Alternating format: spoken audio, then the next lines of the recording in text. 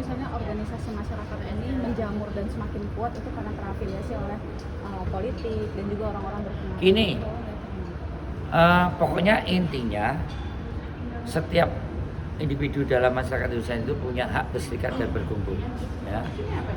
Kalau berserikat berkumpul itu hanya dijadikan saluran bertindak, ya, tidak lagi memberikan hak kepada masyarakat, tapi menggunakan organisasi ini hanya sekedar untuk memberikan penguatan pada individu-individu yang mengganggu individu lain sebagai warga negara, saya kira itu perlu dievaluasi oleh Mendagri. Ya, ini negara yang sudah diatur dengan sistem demokrasi, dengan semua harus dilihat dari cara pandang kita itu sebagai warga negara dan taat hukum, dan undang-undang keormasan itu sudah kita buat dan kita tetapkan, termasuk di dalam pembentukannya dan pembubarannya. Saya kira itu. Pak, terakhir Pak, Bapak sebagai Jokowi yang jadi utusan buat ke pemerintah Vatikan itu gimana Pak nilainya Pak? Saya kira yang tahu adalah Pak Prabowo ya. Tanyakan pada pemerintah, karena itu sudah diputuskan oleh Presiden kalau tidak salah untuk menjadi utusan ke Vatikan. memandangnya mungkin ada karena atribusinya juga waktu tahun 2024 menghadirkan Paus ke sini. Saya tidak dalam bicara setuju dan tidak setuju karena sudah diputuskan oleh Presiden. Ya. Kalau belum tak kasih saran. Sarannya apa tuh Pak? Enggak, karena sudah putus. Gitu kan? Berarti Komentar ya.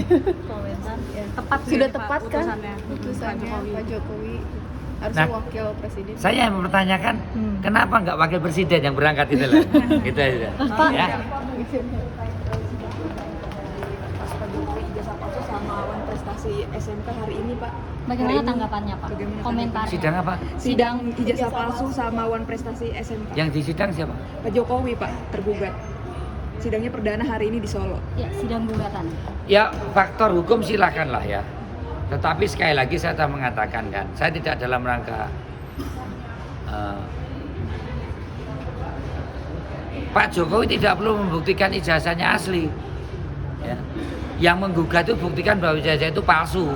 Kan itu. Jangan menuntut Jokowi membuktikan ijazahnya asli. Buktikan bahwa itu ijazah palsu.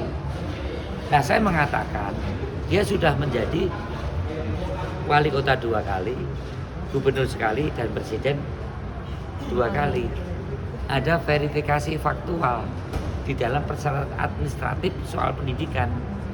Verifikasi faktual itu antara prasyarat itu kalau nggak ada nggak boleh loh ya. Itu diverifikasi ke lembaga-lembaga terkait. Kalau pendidikan ijazah SD, SMP, SMA, Dirjen Pendidikan Dasar Menengah ya, dan atas. Kalau universitas, Dirjen Pendidikan Tinggi. Siapa yang pernah mengatakan ijazah itu asli? Ya lembaga-lembaga ini, gitu loh.